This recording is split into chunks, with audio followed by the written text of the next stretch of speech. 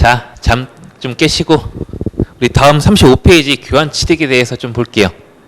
이제 새로운 걸 취득하는 게 아니라 여러분 그거 아시나요? 두꺼비?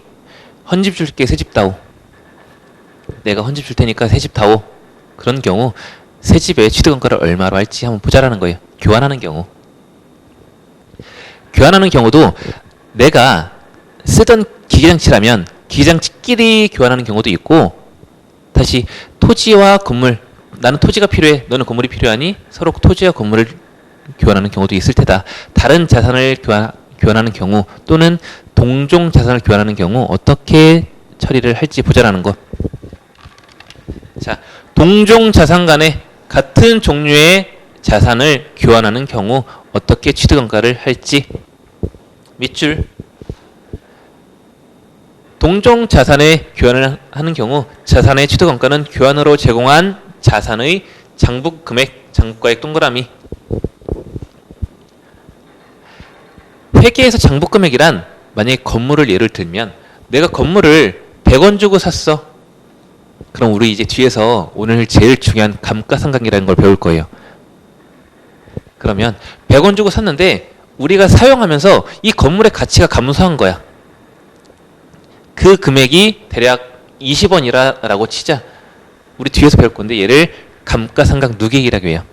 가치 감소분을 저장해 두는 개념. 우리 대손충당금, 재고자산 평가충당금 다 배웠었죠.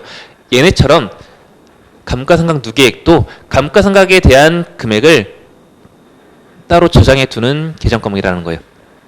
감가상각 누계액 해서 취득가액에서 감가상각 누계액을 차감한 80원을 회계상 장부가액이라고 해요. 장부금액. 100원은 취득가액, 20원은 감가상각 누계액. 즉 취득가액에서 감가상각 누계액을 차감한 금액을 장부가액이라고 해요.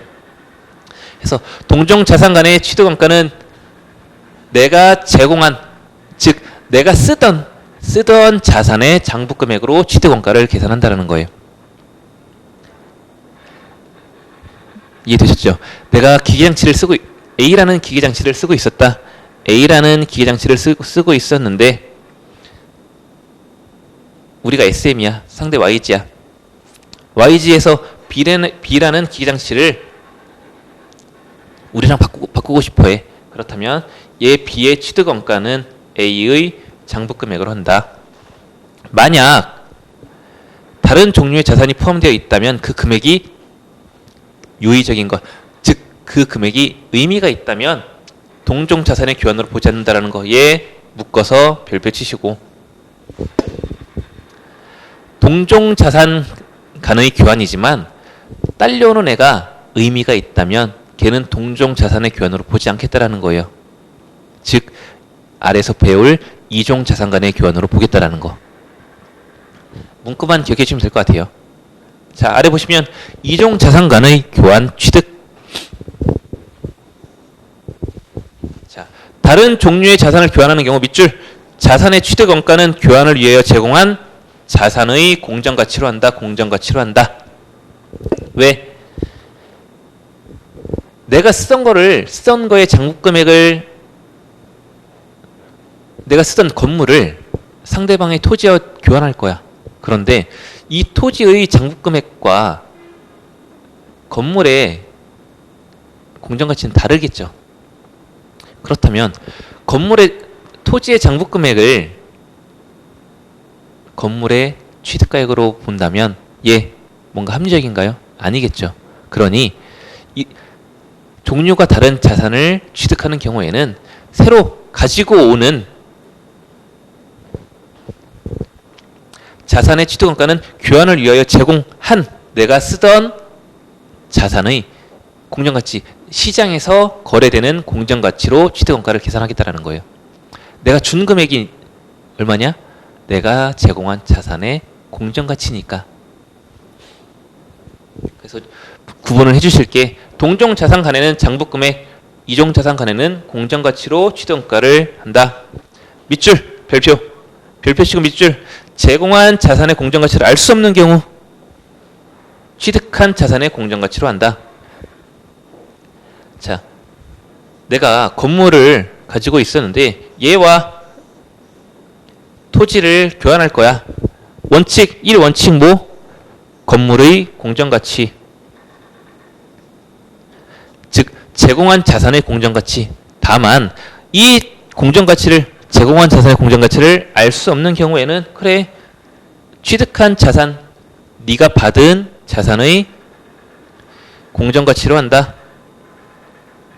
예외 원칙과 예외사항 기억해 주시고 뒤에 가서 숫자로 우리 예제로 한번 배워보자라는 건데 예제로 배워보기 전에 간단히 정리를 드리면 우리가 제공한 자산의 취득원가를 장부금액으로 할지 공정가치로 할지에 따라 회계 처리가 회계상 차이점이 발생한다는 거예요. 자, 취득원가 동종 자산인 경우 동종은 뭐다? 그래요. 제공한 자산의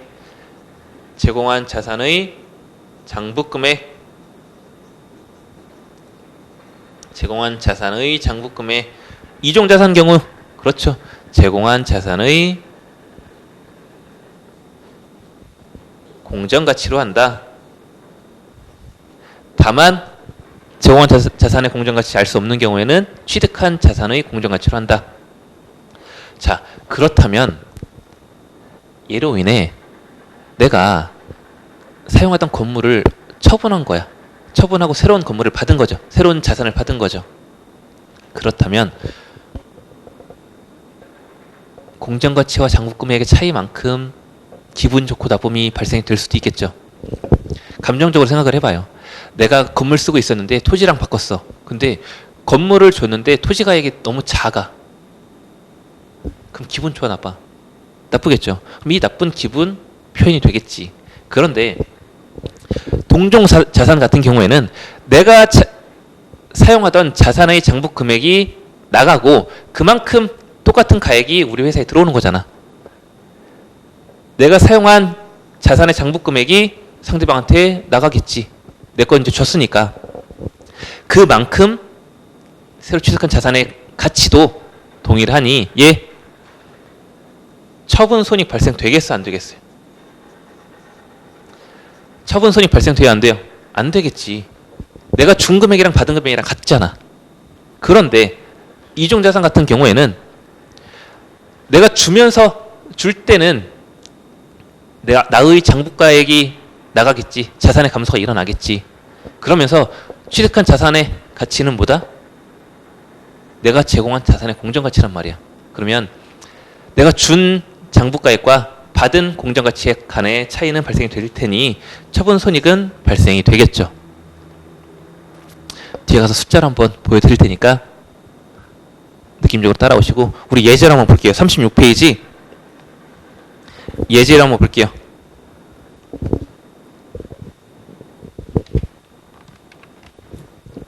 자, X1년 5월 1일 주 문정은 사용 중이던 기계장치 A와 주 세무가 사용하던 같은 종류의 기계장치 B.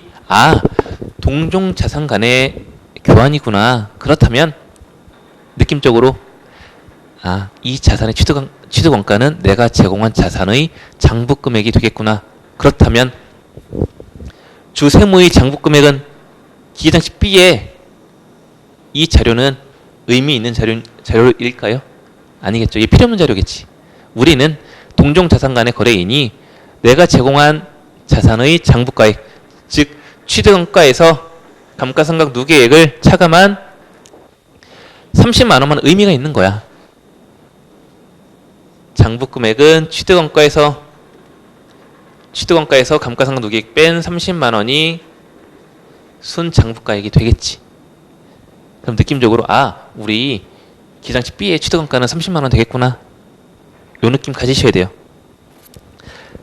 해답 보시면 차변에 기계장치 B의 취득원가는 30만 원이 와 있을 거예요.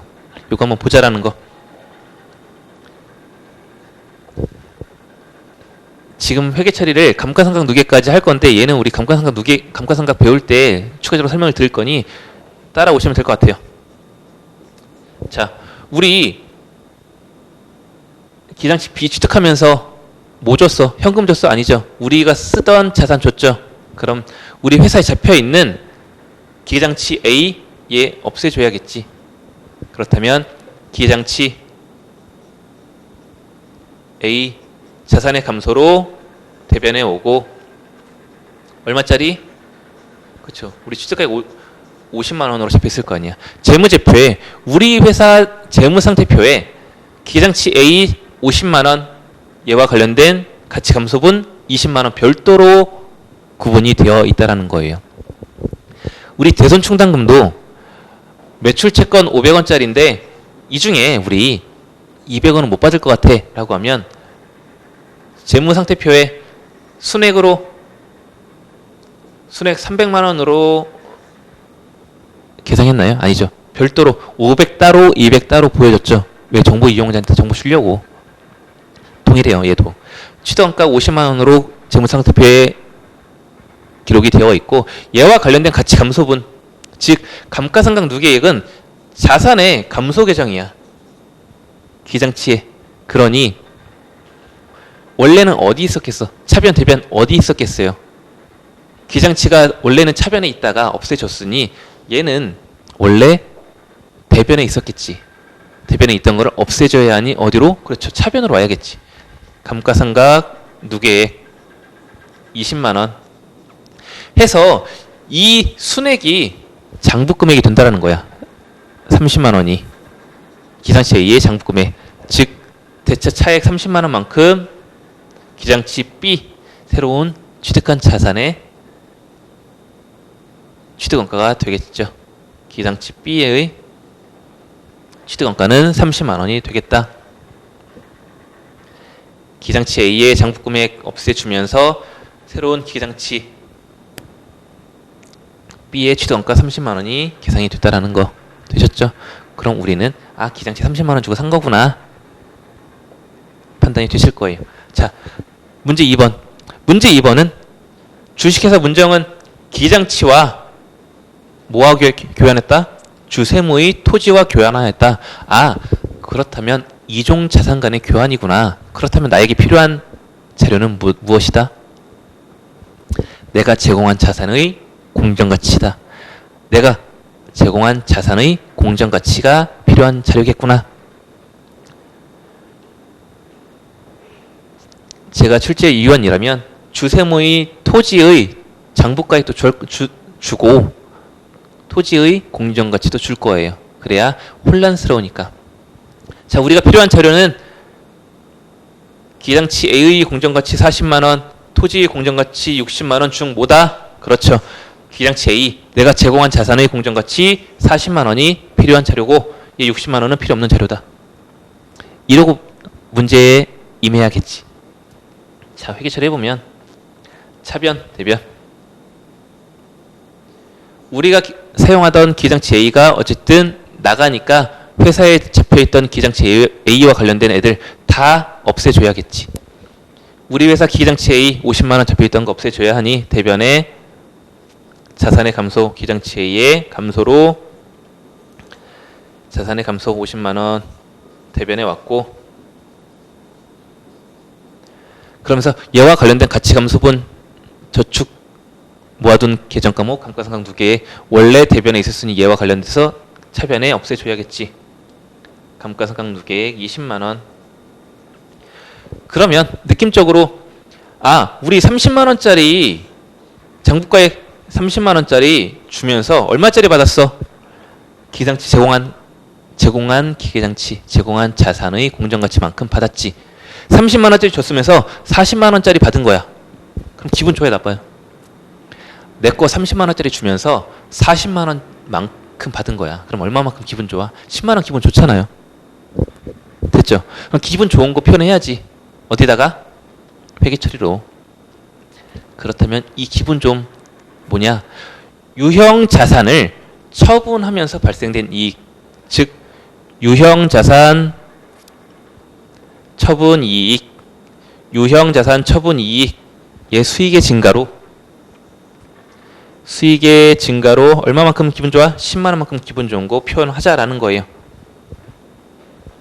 그렇다면 내가 취득한 자산의 취득원가는 얼마? 40만 원 되겠지. 우리 토지 받았으니까 토지의 취득원가는 40만 원 되겠다. 기장치 받은 거 아니고 토지 받았으니까 다른 자산 받았잖아요. 이 토지의 취득원가는 우리 애초에 알고 있었지. 얼마? 제공한 자산의 공정가치. 해서 40만 원짜리 받고 우리 기계장치 순장부가액 30만 원짜리 줬으니 기분 좋은 거 10만 원 유형자산 처분이익 발생됐다. 앞에서 말씀드린 내용. 동종 자산 간의 거래일 때는 처분손익 발생한다 안 한다? 할 수가 없다. 다만 이종 자산 간의 교환 같은 경우에는 처분손익 기분 좋고 나쁨이 발생할 여지가 있다라는 거. 차이 아셨죠? 해서 제가 출제자라면 유형자산 처분이익을 물어보겠지. 유형자산 처분이익 또는 처분손실을 물어볼 거예요. 이 이종 자산 간의 거래로 인해 발생되는 유형자산 간의 처분손익은 얼마이냐? 또는 이 이종 자산 간의 거래로 인해 단기 순이익 또는 단기 순손익에 미치는 영향은 얼마인지 보겠다라는 거. 물어보겠죠. 그런 식으로 좀 출제가 되니까 감을 잡으시면 될 것 같아요. 자, 다음에 특수한 경우 취득. 정부 보조에 의한 취득. 정부 보조금을 받아서 우리가 사고자 하는 기계장치를 취득한 거야. 우리 회사에 돈이 없는데 우리 회사는 정부 보조금을 받을 수 있는 업종을 영위하고 있다 해서 정부로부터 보조금을 받았어요. 이 돈으로 기계장치를 산 거야. 그럼 결국엔 내 돈 주고 산 건 없죠. 그러니 내가 무상이나 내 돈 주고 산 거 없을 때는 밑줄 유형 자산을 공정가치보다 낮거나 무상으로 취득한 경우에는 자산의 취득원가는 공정가치다. 자산의 공정가치다. 맞겠죠. 내가 무상이나 낮게 취득한다면 정상적으로 샀다면 정상적으로 시장에서 구매를 했다면 공정가치 정상적으로 거래되는 금액으로 샀다면 그 금액으로 취득원가를 계산해야겠죠. 이건 밑줄 치시고 기억만 해주시고 가끔 객관식 문제 중에 문구 하나로 나오는 경우가 있으니까 기억해 주시고 7번 국공채 등을 불가피하게 매입하는 경우 어떤 경우냐면 만약에 나중에 여러분들이 자동차를 구매하는 경우가 생긴다. 그렇다면 자동차 구매할 때 국공채, 국가가 발행한 채권을 같이 구매하게 돼 있어요. 이거는 선택이 아니라 의무예요. 국가가 발행한 채권, 즉 국가한테 내 거를 돈을 빌려주는 거예요. 채권이니까. 국가는 차를 팔면서 나한테 일정 부분 돈을 빌리는 셈이 되시는 거예요. 그래서 채권을 국가가 발행한 채권을 국공채라고 해요. 국가가 발행한 채권을 국공채라고 하는데 이 채권을 구입하면 보통 사자마자 팔아버려요. 상대방한테, 자동차 회사한테 같이 팔아버린단 말이야. 그럼 보통은 국공채 가격이 7만 원이다 라고 하면 지금 당장 팔 때는 7만 원 전체 다 못 받아요. 나중에 내가 채권을 가지고 있다가 이거 돌려줘요 라고 할 수도 있단 말이에요. 근데 보통은 귀찮으니까 차량 구매하면서 바로 팔아버린단 말이야. 바로 팔면 7만 원 아니라 4만 원만 받는다. 적은 금액으로 판매할 수밖에 없다라는 거예요. 그러면 이거 국공채 7만 원짜리인데 나 지금 당장 4만 원에 파니까 기분 나쁜 거 발생됐죠. 얼마? 3만 원. 그래. 너 이거 지금 당장 팔아서 3만 원 기분 나쁜 거 취득원가에 가산해 줄게. 약간 생색내는 거예요. 즉 국공채를 매입하는 경우 국공채 밑줄, 국공채 등의 매입가액과 현재가치, 지금 파는 경우 현재가치의 차액을 유형자산의 취득원가에 가산한다. 얘도 별표 치세요. 얘도 유형자산의 취득과 관련된 문제 중에 하나로 출제되는 경우가 많으니까 오류로 낼 확률이 커요. 어떻게? 국공채의 매입가액과 현재가치의 다시 국공채의 매입가액을 취득원가에 가산한다. 이런 식으로. 또는 국공채의 현재가치를 취득원가에 가산한다. 이런 식으로 오답으로 출제되는 경우가 많아요. 아니죠. 국공채의 매입가액과 현재 가치, 지금 파는 경우 현재 가치를 차액, 현재 가치액과의 차액을 취득원가에 가산한다. 7만 원 아니고 4만 원 아니고 얘와 관련된 차액 3만 원을 취득원가에 가산시키겠다라는 거. 특수한 경우의 취득원가예요. 우리 책 36페이지 보고 있었어요. 책 36페이지 6번, 7번 보고 있었고, 우리 시간 조금 애매하긴 한데 우리 다음에 중요한 부분 할 거예요. 이제 우리 회계의 유형자산의 꽃, 유형자산의 꽃, 유형자산의 감가상각을 할 거고, 별표까지만 치고 우리 잠깐 쉬었다가 진행하도록 할게요. 유형자산의 감가상각은 매우 중요해요. 그러니 잠깐 쉬면서 정신 바짝 차리고 오시고 우리 다음 시간 같이 진행하기로 해요.